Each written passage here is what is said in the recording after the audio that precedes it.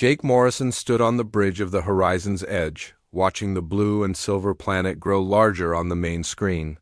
His hands were steady, but his heart was beating fast. This was the day humans had waited for first contact with an alien empire that ruled 3 star systems. The Zephyrian Empire was older than human civilization. Their ships could travel faster than anything humans had ever built. Their cities floated in the sky, held up by technology that seemed like magic. Earth's government had spent 5 years preparing for this moment, and they had chosen Jake to lead the mission. "Sir, we're getting a signal from the planet," said Lieutenant Amy Davis from her station. She was young, maybe 25, with bright green eyes that showed her excitement. Jake nodded. "Put it through." The screen flickered, and suddenly they were looking at a face that was almost human, but not quite. The being had pale blue skin that seemed to glow softly. Her eyes were silver like liquid metal, and her hair was white as snow. She wore robes that sparkled with tiny lights as if stars had been sewn into the fabric. "I am Princess Cathara."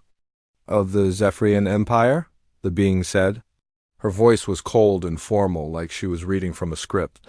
"You are the humans who requested permission to visit our world." "Yes, Your Highness," Jake replied, trying to keep his voice steady. "I'm Lieutenant Commander Jake Morrison. We're honored that you've agreed to meet with us." The princess looked at him for a long moment. Her silver eyes seemed to see right through him, as if she was studying every part of his soul. "You will. Dock at Platform 7. A transport will bring you to the palace. You may bring 2 companions." The screen went dark before Jake could respond. Dr. Lisa Carter walked up beside him. She was a scientist who had spent her whole life studying alien life forms, even though she had never seen one before today. "Well, she seems friendly," Lisa said with a small smile. Captain Ryan Brooks, a big man with gray hair and scars on his hands from old battles, shook his head. Something about her felt off, like she was hiding something. Jake had felt it too. There was something in the princess's eyes, something that didn't match her cold words. For just a moment he thought he had seen fear. The docking went smoothly. The Zephyrian platform was made of some kind of crystal that hummed with energy. Everything was clean and perfect, like a picture from a dream. Strange music played in the air, notes that seemed to come from nowhere and everywhere at once. A transport ship arrived to take them to the planet's surface. It was beautiful, shaped like a teardrop made of silver and blue glass. The 3 humans climbed inside, and Jake felt his stomach drop as they began to fall toward the planet. The capital city of Astraleth was unlike anything Jake had ever imagined. Towers of crystal reached toward the sky, connected by bridges that seemed to be made of light itself. Gardens floated in the air, filled with plants that glowed softly in colors that had no names. The air smelled like flowers and something else, something clean and electric. "My God," Lisa whispered. "How is this possible?" Their transport landed in front of a palace that looked like it was carved from a single enormous diamond. Doors opened, without anyone touching them, and the humans stepped out onto a floor that felt warm under their feet. Princess Cathara was waiting for them. Up close, she was even more beautiful and strange. She was tall, taller than Jake, and she moved like water, smooth and flowing. Her silver eyes fixed on Jake again, and he felt that same strange feeling, like she was looking for something in his face. "Welcome to Astraleth," she said. Her voice was still cold, but Jake thought he heard something else underneath it. "I will show you to your quarters. Tomorrow we will begin discussions about trade agreements between our peoples." As they walked through the palace, Jake tried to take in everything he saw. The walls were covered with moving pictures that told stories without words. Lights floated in the air like small suns. Everything was perfect, beautiful, and somehow sad. "Your Highness," Jake said as they walked, "your city is amazing. Your people must be very happy here." Princess Cathara stopped walking. For a moment, something flickered across her face like a shadow of pain. Then it was gone, and her expression was cold again. "Happiness is not a concept we value," she said. "We value order, efficiency, and logic. Emotions are problems, too." "Be solved." Jake felt Lisa tense beside him. As a scientist, she was trained to ask questions, but Jake gave her a small shake of his head. Not yet. They needed to be careful. The princes led them to a section of the palace with rooms that had been prepared for humans. The beds were soft, the air was warm, and there was food that looked almost like Earth food but tasted like nothing Jake had ever eaten before. Rest tonight, Princess Cathara said. Tomorrow we will meet in the council chamber at dawn. She started to leave, then stopped. Commander Morrison, a word of advice. Do not try to understand us by comparing us to yourselves. We are not the same. After she left, the three humans sat in Jake's room and talked quietly. Did you see her face when you mentioned happiness? Lisa asked. She looked like you had hit her. Ryan nodded. These people are hiding something. I can feel it in my bones. Jake walked to the window and looked out at the crystal city. In the distance, he could see other Zephyrians moving through the streets. They all moved the same way, smooth and controlled. None of them seemed to be talking to each other. None of them seemed to be laughing or smiling. They're beautiful, Jake said quietly, but they're like perfect statues. There's no life in them. That night, Jake couldn't sleep. He kept thinking about Princess Kithara's silver eyes and the way she had looked at him. There was something there, something she was trying to hide. He got up and walked to his window. The city was still beautiful in the darkness, but now it looked lonely too. The lights were cold and distant, like stars that had forgotten how to shine warmly. As he watched, Jake saw a figure on one of the palace balconies. It was Princess Kithara, standing alone in the night. Even from far away, Jake could see that she was looking up at the stars.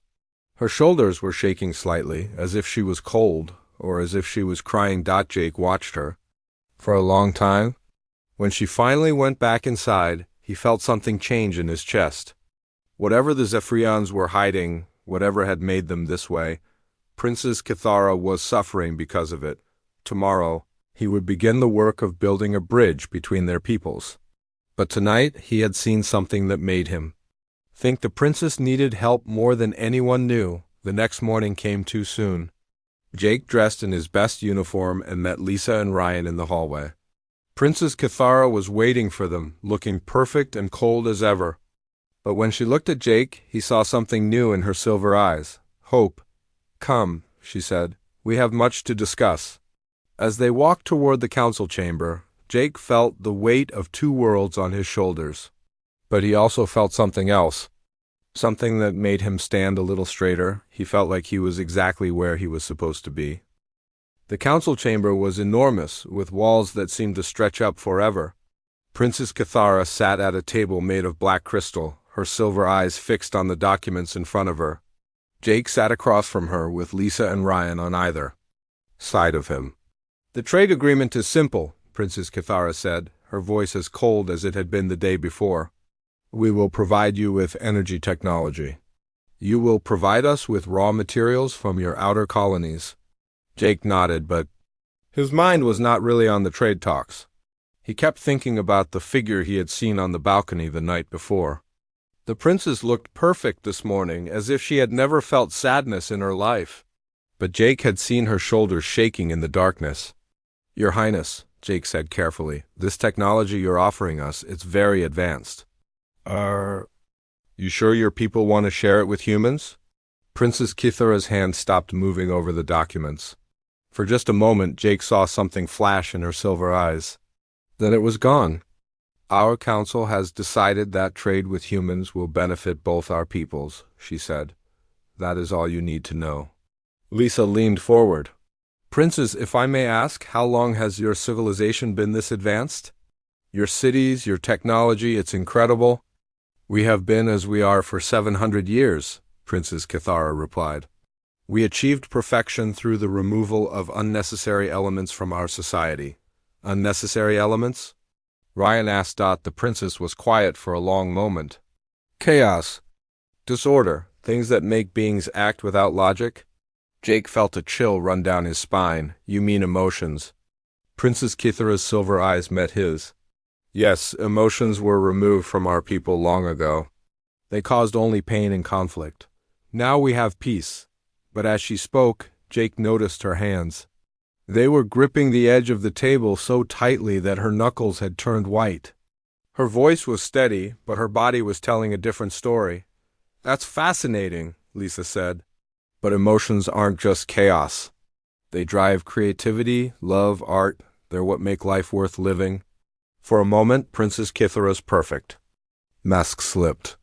Jake saw something raw and hungry in her eyes, as if Lisa had just described water to someone dying of thirst. "We have art," the princess said quickly. "Our cities are beautiful. Our music is perfect. But do you enjoy it?"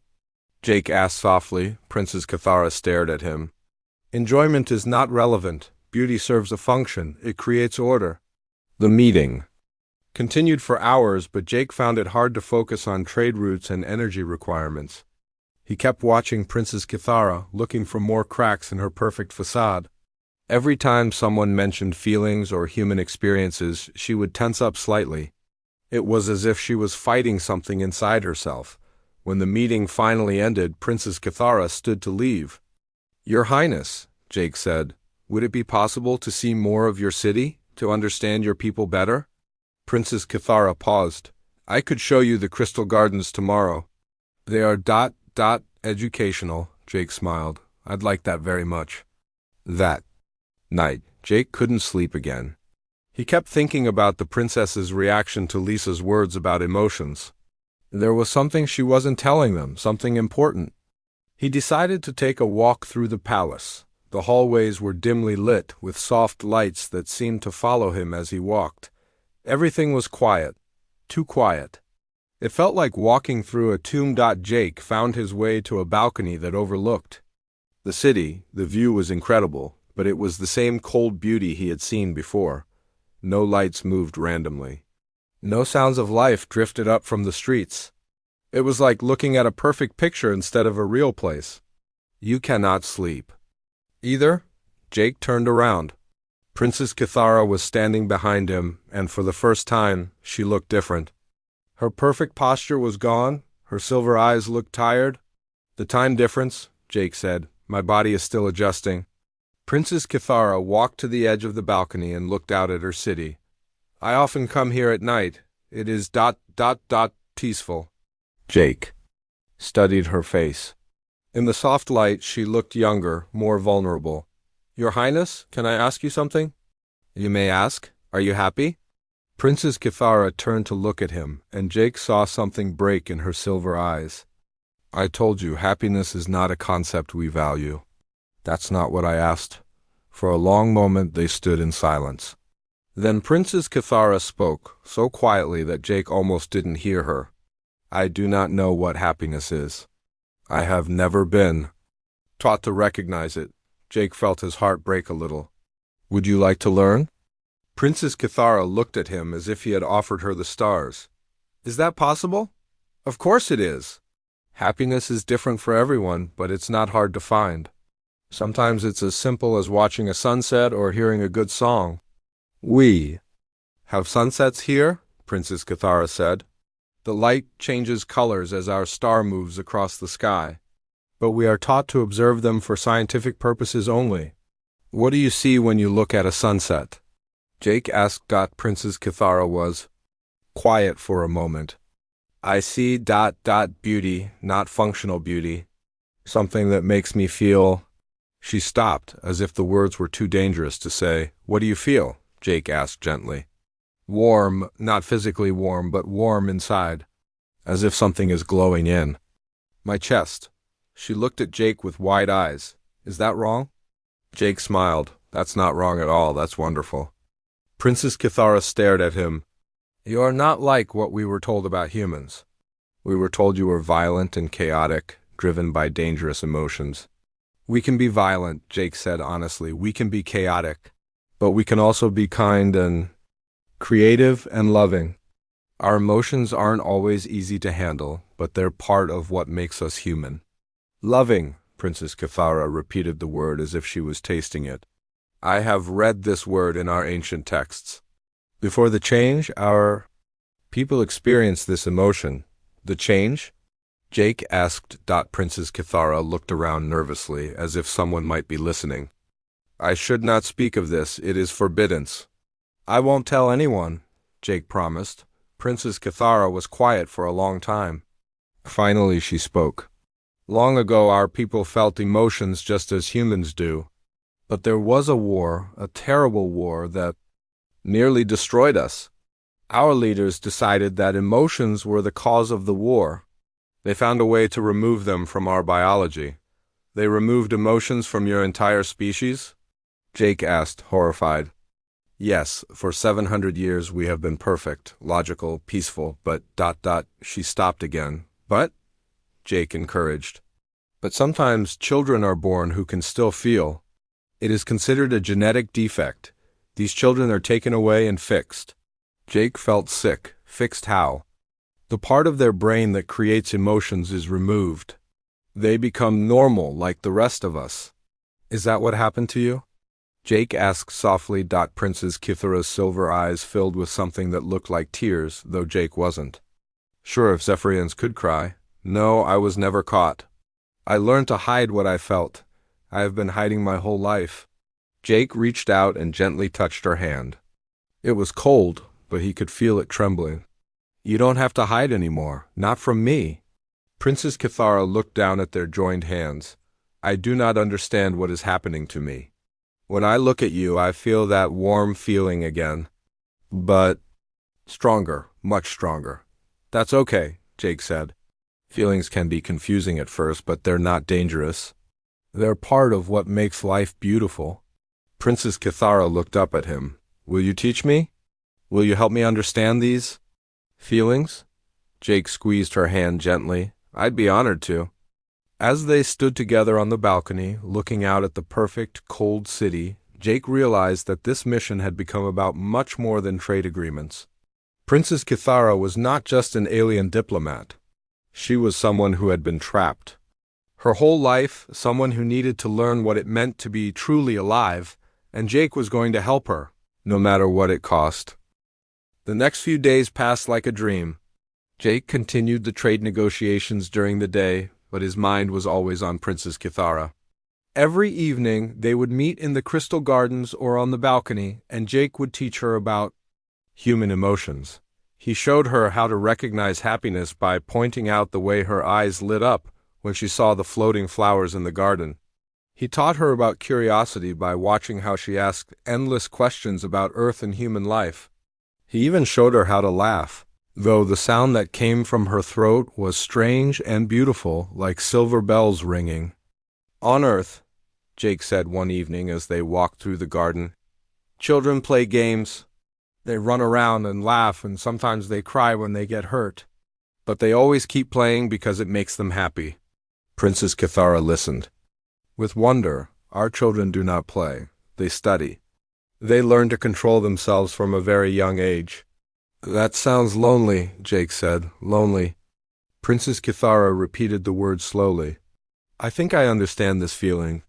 It is like being surrounded by people but feeling like you are the only one who is real. Jake nodded. Exactly. Princess Kithara stopped walking and turned to face him. Jake, I must tell you something. It is dangerous, but I cannot keep it inside anymore. Jake saw the fear in her silver eyes. What is it? I have a brother. His name is Valorian. He is younger than me, only 16 in your years. 3 days ago he was discovered. Discovered? Jake asked, though he was afraid he already knew what. She meant he was born with the defect, like me. He can feel emotions, but he is not as good at hiding them as I am. Someone saw him crying over a dead bird he found in the palace gardens. They reported him to the council. Jake felt his blood turn cold. What will happen to him? Princess Kithara's voice broke. Tomorrow they will take him to the correction facility. They will remove the part of his brain that lets him feel. He will become like all the others, empty, perfect, dead inside. Jake reached out and took her hands. They were shaking badly. We have to stop them. There is no stopping them, Princess Kithara said. It is the law? It has been the law for 700 years? Then we'll break the law, Jake said firmly. Princess Kithara stared at him. You would do that? You would risk your mission, your people's future, for a brother you have never met? Yes, Jake said without hesitation. Because he's your brother, and because what they're doing is wrong. Princess Kithara's silver eyes filled with tears. Real tears this time, rolling down her pale blue cheeks. I do not understand why you would help us. We are not your people. Jake wiped away her tears. With his thumb, maybe not, but your people, you matter. Your brother matters. And I'm not going to let them destroy something beautiful just because they're afraid of it. Princess Kithara threw her arms around Jake and held him tightly. I think I love you, she whispered.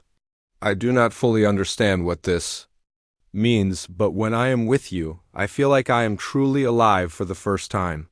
Jake held her close, feeling her tears soak into his shirt. I love you too, Kithara. And we're going to save your brother. That night, Jake called an emergency meeting with Lisa and Ryan.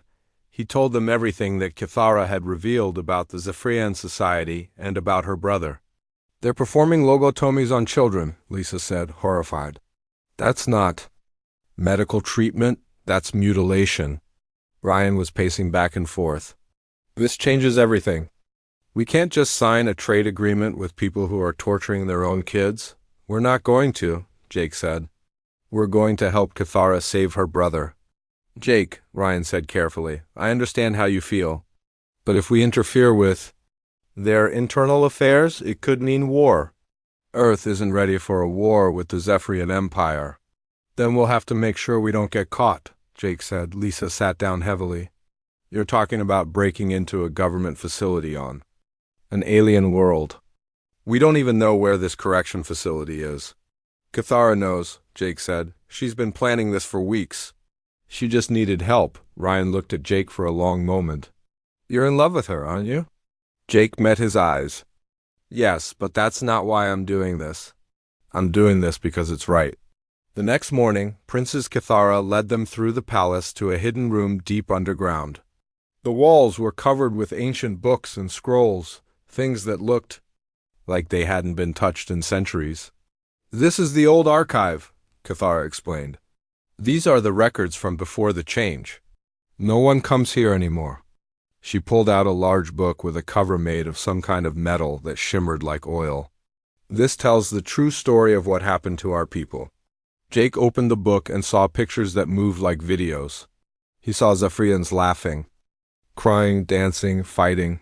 They looked so alive, so full of energy and passion. We were not always perfect, Kithara said.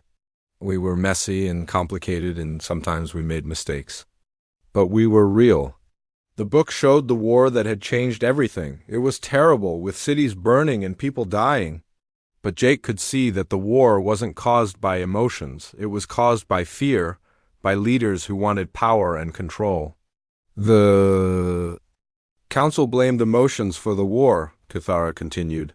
They said that if we could remove feelings from our people, we would never fight again. They were right. We have not had a war in 700 years. But we have also not had love or joy or hope. What about the children who are born with emotions? Lisa asked. They are proof that the change was not perfect, Kithara said.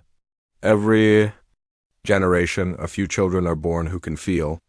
The council says they are defective, but I think they are gifts. They are people's way of trying to remember what we once were. Jake closed the book. Where is the correction facility? Kithara pulled out a map made of crystal. Here, on the far side of the city. It is heavily guarded, but there is a way in through the old drainage tunnels. They were built before the change, when our people still cared about beauty. The tunnels are decorated with art, so the guards never go down there. How do we know your brother is still there? Ryan asked. Because the procedure is always done at midnight, Kithara said. It is considered more clean that way. We have until tonight. Jake looked at his team. Are you with me? Lisa nodded immediately. Those children need someone to speak for them. Ryan was quiet for a moment. Then he sighed. I've been in the military for 20 years. I've seen a lot of things. But I've never seen anything as wrong as this. Count me in. Princess Kithara looked at all of them with tears in her eyes. Why are you doing this? Why are you risking so much for people you barely know? Jake took her hand. because that's what humans do. We don't let people suffer when we can help them. We don't let children be hurt when we can protect them. And we don't let love be destroyed when we can save it. Love, Kithara repeated. I am still learning what this word means. But I think it means caring about someone more than you care about yourself. That's exactly what it means, Jake said. Princess Kithara squeezed his hand. Then I love you, Jake Morrison. And I love my brother. And I love the children who will be born after him who might not have to live in fear. Jake felt his heart swell with pride and determination. Then let's go save them. As they prepared for the most dangerous mission of their lives, Jake realized that this was about more than just saving one boy. This was about saving an entire people from the prison they had built around their own hearts, and he was going to do it, because that's what humans do. They fight for what's right, even when it's hard, even when it's dangerous, even when it costs them everything. The sun was setting over the Crystal City when Jake and his team made their way to the drainage tunnels. Princess Kithara had changed out of her royal robes and was wearing simple dark clothes. She looked different, more human somehow, with her silver hair tied back and dirt smudged on her pale blue cheeks. The tunnels are just ahead, she whispered, pointing to a metal grate hidden behind some glowing bush. Once we go in, we cannot turn back. If we are caught, you will be executed as spies, and I will be sent for correction. Jake checked his equipment one more time. They had basic tools, some rope, and a few small weapons that Ryan had brought. From the ship, it wasn't much, but it would have to be enough. Are you ready? Jake asked the others. Lisa nodded, though her hands were shaking. I've studied alien medicine my whole life. I never thought I'd be breaking into an alien hospital to stop a surgery. Ryan pulled the grate open with a soft scraping sound. I've done crazier things, but not many. The tunnels were beautiful in a sad way. The walls were covered with murals showing Zephyrians from the old days when they still felt emotions. Jake saw pictures of families laughing together, lovers, holding hands, children playing in gardens. The art was so full of life that it made the empty city above seem even more tragic. My ancestors made these pictures, Kithara said softly as they walked. They wanted future generations to remember what joy looked like. The tunnels twisted and turned, going deeper underground. The air grew colder, and Jake could hear the sound of machinery humming somewhere ahead. His heart was beating fast, but he tried to stay calm. Kithara needed him to be strong. There, Kithara pointed to a ladder that went up to the ceiling. That leads to the correction facility.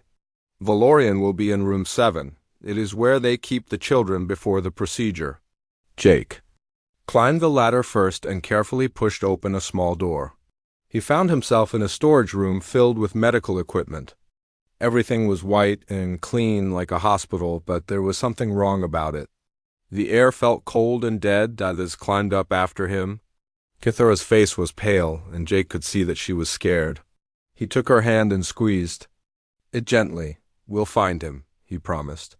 They crept through the hallways, staying in the shadows. The facility was quiet except for the humming of machines.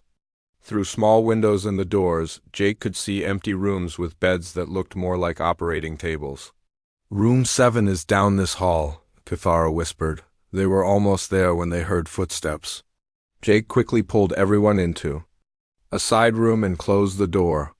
Through the small window, he watched 2 Zephyrian guards walk past. They were tall and thin, with the same silver eyes as Kithara, but theirs were completely empty. They moved like machines, with no expression. On their faces, when the guards were gone, they continued down the hall. Room 7 was at the end, with a heavy door that had multiple locks. Jake looked through the window and saw a young Zephyrian boy sitting on a bed, staring at the wall. Valorian, Kithara breathed.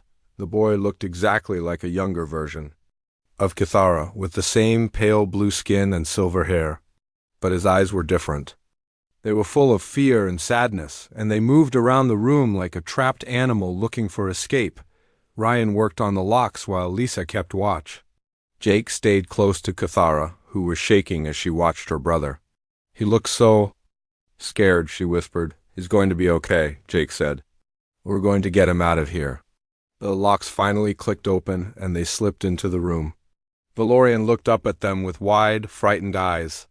When he saw Cathara, his face lit up with hope. "Sister," he said, his voice barely above a whisper, "you came for me."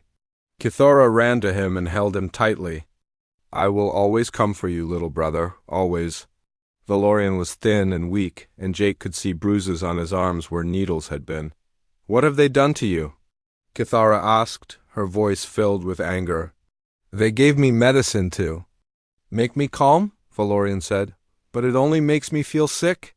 They said the procedure will fix me, but I do not want to be fixed. I want to feel things. I want to be real." Jake knelt down beside the boy. "You are real, Valorian. And you're going to stay that way. We're going to get you out of here." Valorian looked at Jake with curiosity. "You are human. Sister told me about you in her letters. You are the one who taught her to laugh." "Your sister taught herself." Jake sighed. She was always capable of joy. She just needed permission to feel it. They helped Valorian to his feet, but he was weak from the drugs they had given him. Ryan had to carry him as they made their way back through the facility. Everything was going smoothly until they reached the main hallway. Suddenly, alarms began blaring throughout the building. Red lights flashed on the walls, and Jake could hear guards running toward them. "They know we are here," Cathara said. "Someone must have seen us." "This way," Ryan shouted, carrying Valorian toward a different exit. "We'll have to find another way out." They ran through the corridors as the sound of footsteps grew closer. Jake could hear guards shouting orders behind them. They reached a stairwell and started going up, hoping to find a way to the roof, but when they reached the top floor, they found themselves trapped. Guards were waiting for them, their weapons drawn. Jake counted at least 12 of them, all with the same empty silver eyes. "Put the boy down," one of the guards commanded. "Return him to his room, and you will be allowed to leave." Ryan sat Valorian down, but kept his arm around him protectively. "We're not going anywhere without the boy." The guard captain stepped forward. He was taller than the others, with scars on his face that suggested he had been a warrior before his emotions were removed. "You do not understand what you are doing. The boy is defective. He must be corrected." "He's not defective," Jake said. Stepping forward, "He's perfect exactly as he is." The captain looked at Jake with those empty eyes. "You speak of things you do not understand. Emotions are chaos. They lead to war, to pain, to destruction. We have achieved peace through their removal." "You haven't achieved peace," Jake said. "You've achieved death. You're all walking corpses, who have forgotten what it means to be alive." The captain raised his weapon. "Enough. Return the boy, or we will take him by force." That was when Princess Cathara stepped forward. Jake had never seen her look so strong, so determined. "No," she said in a voice that carried all the authority of her royal blood. "I will not let you take him." The guards hesitated. Even without emotions, they had been trained to obey royalty. "Princess," the captain said, "you do not understand what you are doing. Step aside." "I understand perfectly," Cathara said. "I understand that you want to destroy my brother's soul. I understand that you want to take away everything that makes him special, and I will not allow it." Jake watched in amazement as something began to change in the guards. Some of them looked confused, as if they were seeing their princess clearly for the first time. Others looked frightened, as if they were witnessing something impossible. "You are emotional," the captain said in shock. "You have been hiding it." "Yes," Cathara said proudly. "I have been hiding it my whole life, but I am done hiding. I am done pretending to be less than I am. I am done letting fear control my people." She took her brother's hand and pulled him close. "Valorian is not defective. He is what we all should be. He is what we all were meant to be." The captain raised his weapon again. "Then you will both be corrected." That was when Jake made his move. He lunged forward and tackled the captain, wrestling the weapon away from him. The other guards moved to help their leader, but Ryan was ready for them. The fight was brief but intense. Jake had been trained in combat, but he was fighting for more than just his life. He was fighting for love, for hope, for the right of two young people to feel emotions, When the dust settled, Jake was breathing hard and bleeding from a cut on his forehead. But the guards were down and his team was safe. "We have to go," Ryan said. "More guards will come." They ran to the roof where they found a small transport ship. It was old and simple, but it would have to do. As they flew away from the correction facility, Jake looked back at the perfect crystal city below them. Everything was about to change. And Jake knew that no matter what happened next, they had done the right thing. The transport ship was flying over the crystal city when Jake felt something wrong with his body. The fight with the guards had been harder than he thought. Blood was running down his arm from a deep cut, and his vision was getting blurry. "Jake," Lisa said with worry in her voice, "you're hurt badly." Jake tried to smile, but it was hard to focus. "I'm okay. Just get us somewhere safe." Princess Kithara was holding her brother Valorian, who was still weak from the drugs. But Jake could see that the boy was getting better. His silver eyes were becoming clearer, and he was starting to look around with curiosity instead of fear. "Where are we going?" Valorian asked his sister. "To the palace," Kithara said. "We need to face Father. He has to know the truth about what his council is doing." Ryan was flying the transport, but Jake could see his hands were tight on the controls. "Princess, your father might not listen. He might just send more guards after us." "Then we will make him listen," Kithara said firmly. "I am done being quiet. I am done hiding who I am." As they flew toward the palace, Jake noticed something strange happening in the city below. People were coming out of their buildings. They were standing in the streets, looking up at the transport ship. Some of them were pointing and talking to each other. "Something's wrong," Lisa said. "The people down there, they're acting different." Kithara looked out the window and gasped. "They are showing emotion. Look at their faces." Jake forced himself to focus despite his growing weakness. She was right. The Zephyrians in the streets below were no longer moving like perfect machines. Some looked confused, others looked excited, a few even looked happy. "How is this possible?" Ryan asked. "I think it started when the princess revealed herself at the correction facility," Lisa said. "Some of the guards saw her showing emotions. Word must be spreading." Valorian sat up straighter. "Sister, you showed them your feelings?" "Yes, little brother. I told them I was emotional and I was proud of it." Valorian smiled, and Jake saw that it was the first real smile the boy had probably shown in years. "I am proud of you too, sister." They landed at the palace where more guards were waiting. But these guards looked different. They seemed uncertain, confused. When Princess Kithara stepped out of the transport, they didn't immediately arrest her. "Princess," one of them said, "the Emperor wants to see you immediately." "Good," Kithara said. "I want to see him too." Jake tried to walk, but his legs were shaking. The cut on his arm was worse than he thought, and he was losing too much blood. Lisa and Ryan had to help him as they followed Kithara through the palace halls. The throne room was enormous, with walls that seemed to go up forever. Emperor Nethys sat on a throne made of black crystal, his silver eyes cold and angry. He looked like an older version of Kithara, but with no warmth at all in his face. "Daughter," the Emperor said, his voice echoing through the room, "you have broken the most sacred law of our people. You have helped a defective child escape correction. Explain yourself." Princess Kithara walked forward without fear.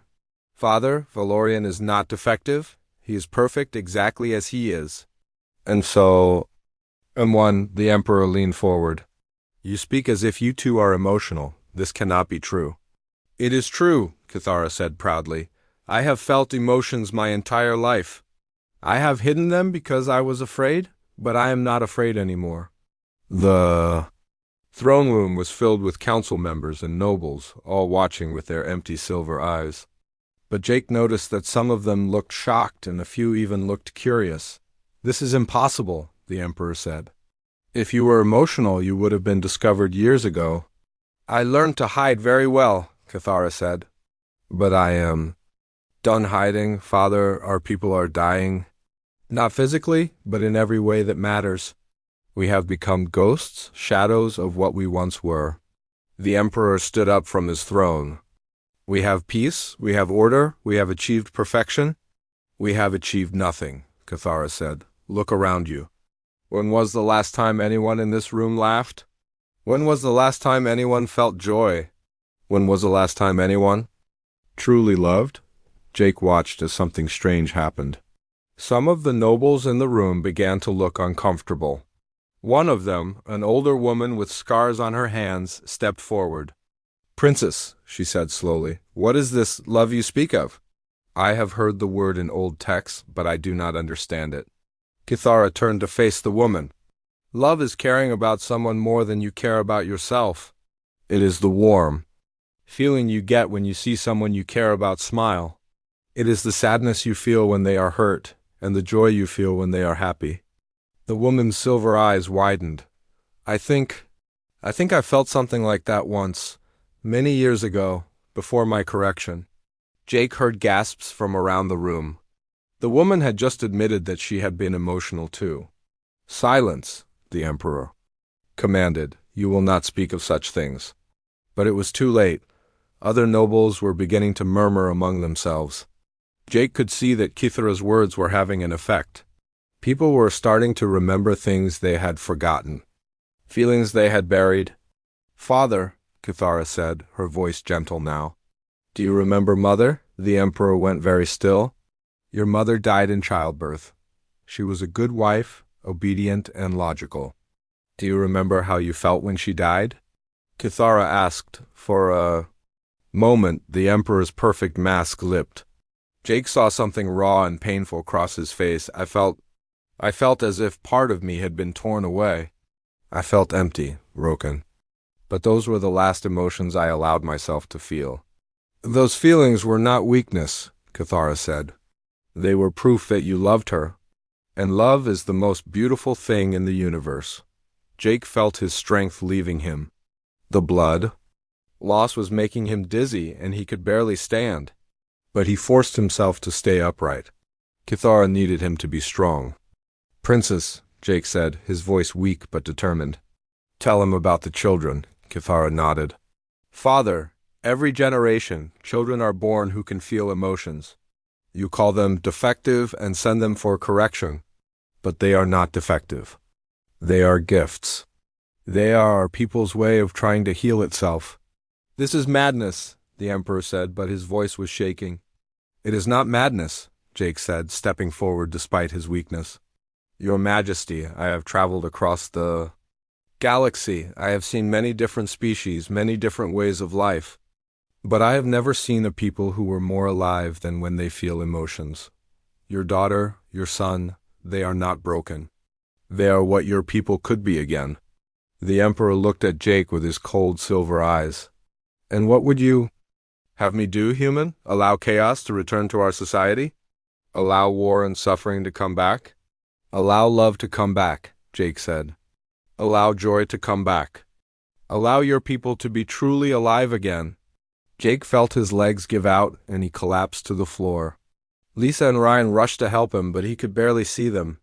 The world was becoming dark around the edges. That was when Princess Kithara ran to him and fell to her knees beside him. She pulled him into her arms, holding him tightly against her chest. And then, for the first time in 700 years, a member of the Zephyrian royal family cried in front of the entire court. Her tears fell onto Jake's face as she held him. Please do not leave me, she whispered. I have just learned what love is. I cannot lose it now. Jake looked up at her beautiful face, streaked with tears. I'm not going anywhere, he said softly. I love you too much to leave. Around them, the throne room had gone completely silent. Every person there was watching Princess Kithara cry, watching her show the most powerful emotion any of them had ever seen, and something miraculous began to happen.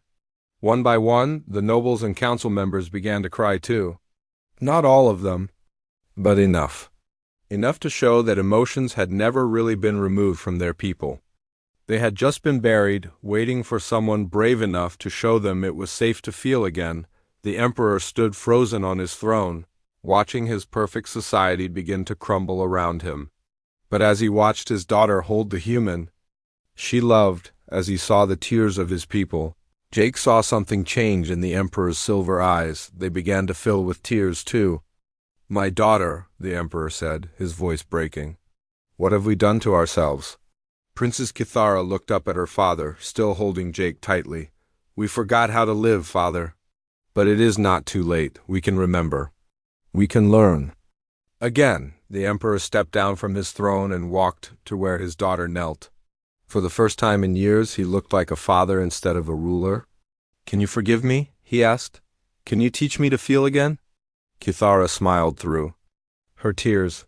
"There is nothing to forgive, father. Love is not about forgiveness. It is about hope." As Jake lay in Kithara's arms, surrounded by the sound of an entire people learning to cry again, he knew that his mission had succeeded in ways he never could have imagined. He had not just established trade relations with an alien empire. He had helped them find their souls, and in the crystal gardens outside, young Zephyrians were beginning to laugh for the first time in 7 centuries.